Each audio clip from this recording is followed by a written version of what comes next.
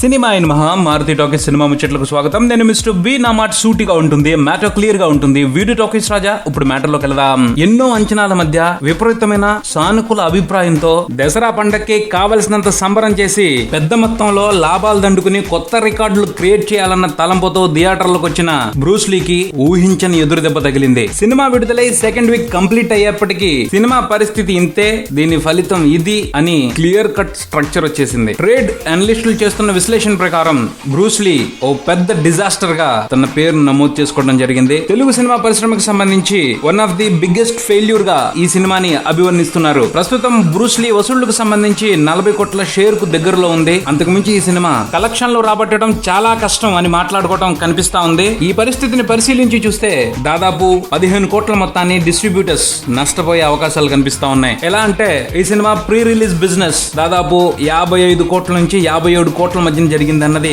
ప్రచారంలో ఉన్న సమాచారం. ఇప్పుడేమో సినిమా 40 కోట్లకు మించి వసూలు చేసే ఛాన్స్ లేదు అంటున్నారు. అలా చూసుకుంటే దాదాపు 15 నుంచి 17 కోట్ల వరకు నష్టం వచ్చినట్టే. ఈ విషయంగా డిస్ట్రిబ్యూటర్స్ విపరీతమైన ఆందోళనలో ఉన్నారు. వారందరినీ కూడా చల్లబరిచే ప్రయత్నాల్లో చిత్ర నిర్మాతలు మెగా క్యాంప్ కూడా తల మునకలై ఉందని తెలుస్తా ఉంది. బ్రూస్ లీతో నష్టపోయిన వాళ్ళందరికీ కూడా రామ్ చరణ్ నెక్స్ట్ సినిమాతో కొంత ఉపశమనం కలిగే విధంగా సర్దుబాటు చర్యలు తీసుకుంటున్నట్టు తెలుస్తా ఉంది. ఆ సంగతి అలా ఉంటే ఈ సినిమాకి సంబంధించిన ఫలితానికి ఎవరు బాధ్యత వహిస్తారు అన్నదానికి సంబంధించి ఆసక్తికరమైన చర్చలు ఇండస్ట్రీలో నడుస్తా ఉన్నాయి. బ్రూస్ లీ ఫ్లాప్ కు సంబంధించి మేజర్ రెస్పాన్సిబిలిటీ శ్రీను వైట్లదని అందరూ మాట్లాడుతూ ఉన్నారు. కొంత చెర్రీ బాబుది కూడా ఉందని కొన్ని చోట్ల వినిపిస్తా ఉంది. శ్రీను వైట్ల పంతం కారణంగానే బ్రూస్ లీ ఎంత ఘోర పరాజయాన్ని చవిచూడాల్సి వచ్చింది. పెట్టుకోవడానికి ఆయన గోపీమోహన్ ని కోన వెంకట్ ని పెట్టుకున్నారు కానీ వాళ్ళ ఆలోచనల్ని పరిశీలనలోకి తీసుకోలేదు, వాళ్ళతో సరిగ్గా పనిచేయించుకోలేదు. వీళ్ళ సంగతనే కాదు, ప్రతి విషయానికి సంబంధించి కూడా తన మాటే నెగ్గాలని పంతం పట్టి నెగ్గించుకున్నారు. బ్రూస్ లీ అనే టైటిల్ చాలా మంది వద్దన్నప్పటికీ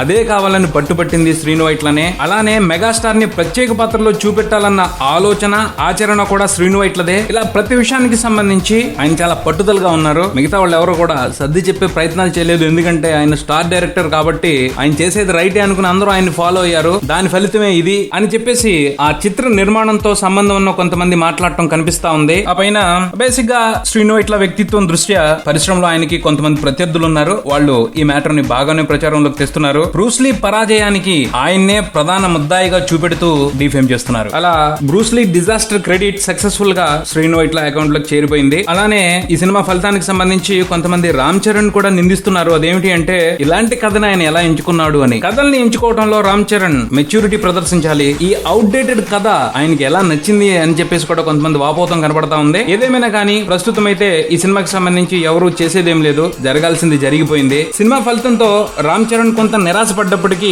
త్వరగానే కోలుకునే అవకాశాలు కనిపిస్తా ఉన్నాయి. దెన్ ఈ ఫలితానికి సంబంధించిన నష్టాలని త్వరగా పూరించడానికి గబగబా సినిమాలు చేసే విధంగా కూడా సన్నాహాలు చేసుకుంటున్నట్టు సమాచారం అందుతా ఉంది. వచ్చే సంవత్సరం మెగా అభిమానులు 2 రామ్ చరణ్ సినిమాలు చూసే అవకాశం ఉండొచ్చు అని ఊహిస్తా ఉన్నారు. పోతే శ్రీను వైట్ల నెక్స్ట్ ప్రాజెక్ట్ మీద మాత్రం ఈ సినిమా ప్రభావం గట్టిగానే పడనుంది అని అర్థమవుతుంది. చూద్దాం మరి బ్రూస్ లీ ఎఫెక్ట్ నుంచి తేరుకోవడానికి ఆయన ఎంత టైం తీసుకుంటారో. ఇది బులెటిన్. మరో బులెటిన్తో మళ్ళీ కలుద్దాం. Subscribe and keep watching Maruthi Talkies. For me mister B Talkies Raja. Thank you.